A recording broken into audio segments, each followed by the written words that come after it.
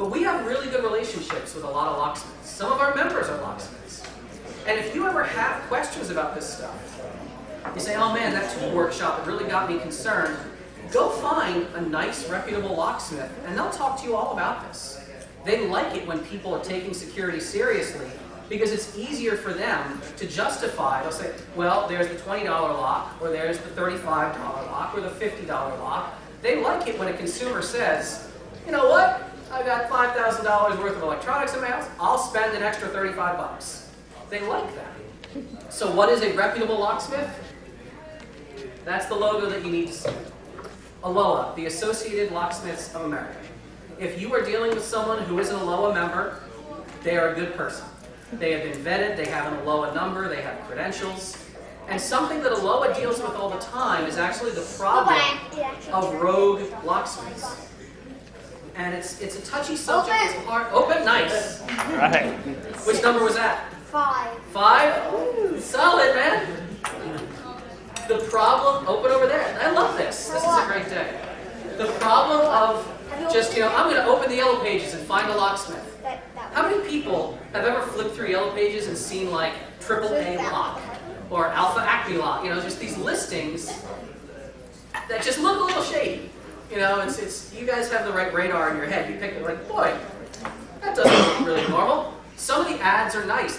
Bob Jones lock, ALOA number, ALOA logo right there. But a lot of these yellow page listings, for lack of a better term, if you permit me to say, are not locksmiths.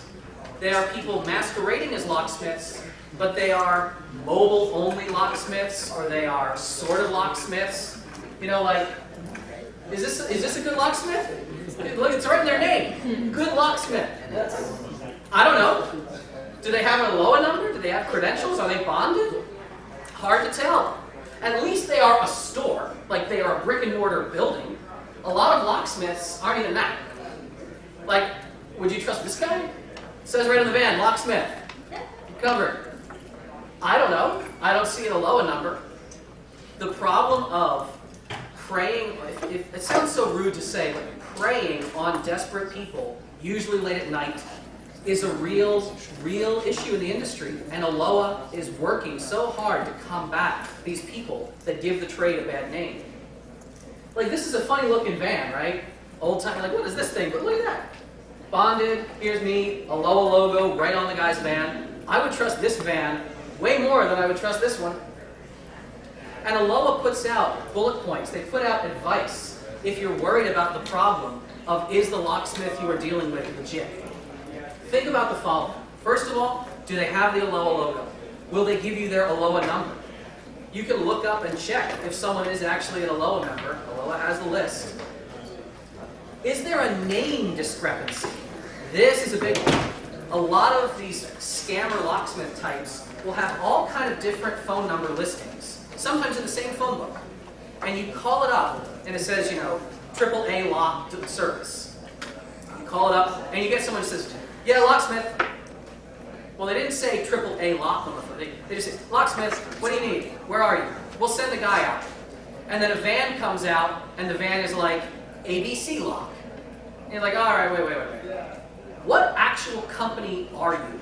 And if you don't get a solid answer, if you don't get credentials that say the same thing as the ad said, your radar should pop a little bit. If they won't give you an estimate before they work, if you don't get a nice itemized invoice of what it's going to cost and what something did cost, you might be taken for a bit of a ride. Especially, though, credentials and identification. If you have someone who will not show you credentials or is reluctant to show you credentials that match their van and match their listing, or if you have someone who shows up and doesn't check your credentials and just says, oh, is this the lock that has a problem? Let me get my tools out. Whoa, hang on, sir. Exactly who do you represent? It's a real problem, and you should be aware you always have the right to refuse service.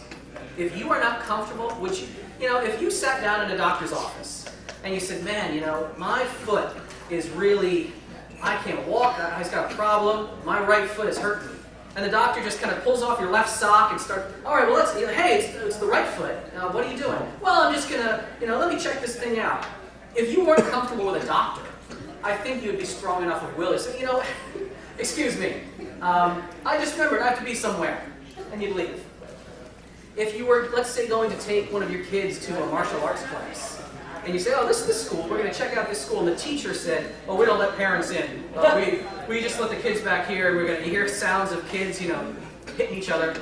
Yeah, but we're going to just, what's your name, son? You want to come? You want to try this out? All right. You would probably, for your kid's safety, be like, no, actually, we got to meet some people for dinner. But we'll call you. Why would you not do that with a locksmith? Well, unfortunately, the way these people operate, a lot of them know you're probably calling for the very first time when you need help, when you're stuck somewhere, possibly when you're alone. It's a very vulnerable position to be in, and it's very hard to walk away. It's hard at 2 in the morning when a person who's probably much bigger and angrier looking than you is saying, well, I came all the way out here, you owe $54 for the call out. And literally, what are you going to walk away? You can't get in your car or your house. It's a real rough position to be in, but you have the right to refuse. Yes? But you still have to pay them money for driving. You do not have to pay them to show up according to ALOA standards. An ALOA certified, the actual industry practice is, if you were not given an estimate and you do not want service, you do not owe them anything and you can refuse all service. That is what ALOA recommends, and that is your right.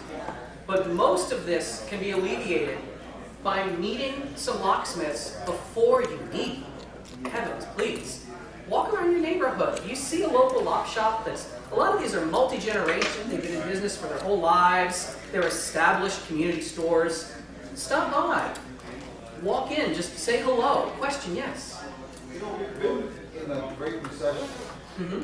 Has there been some slippage of some locksmiths gone rogue? Have some locksmiths gone rogue is the question because of tough times? Rarely.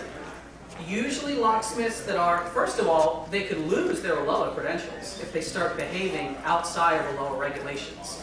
Not giving estimates, overcharging, not providing the right service. For the most part, the industry has seen infiltration of people who aren't real locksmiths. But it's I've never heard of a case of an established, legitimate locksmith kind of going bad. The worst that usually happens in tough times is that they have to let people go. They have to downsize staff. They have to reduce their operating hours. But every locksmith I've ever met that's an established business, I've never met a bad one. Is there someone you can report them to, like if some Yes. guys, like? So if you suspect, I didn't mean to cut you off. Go on. Do you recommend like calling the police? Like, do you think this? Oh guy's, yeah. like, a burglar? In the moment, if you are standing somewhere you are not comfortable with what someone is telling you and you're feeling pressured, some of these rogue locksmiths, if you actually say, whoa, you didn't quote me this, I'm not paying. I don't even have the money to pay you. Go away.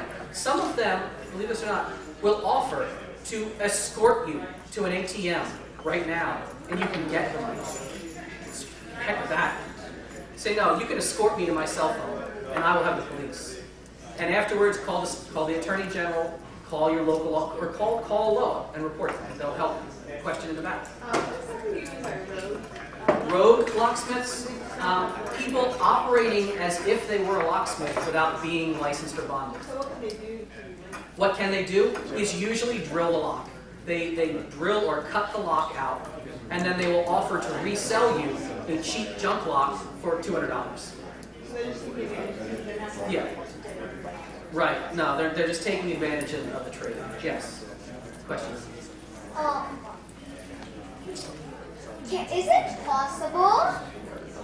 Are there any other good locksmithing businesses besides the ALOA? So are there any other trade groups besides ALOA? That are actually good? I don't, well, ALOA is not one company. ALOA is a trade association. Yeah, another trade association. So I don't know of any other trade association that has the same level of prestige. It's kind of like saying, are there any dentists that are a part of something other than the ADA? I think they're all American Dental Association. Just like I think ALOA really is the name. As far as I know. There might be others. But Oh yeah, but can't guys who really aren't part of the ALOA just get the stamp and put it on the van? So could someone who's not part of ALOA just get the stamp? They could, but they would be breaking the law. And they wouldn't have an ALOA number to go with that logo. And then a lot of law enforcement entities would want to have words with them.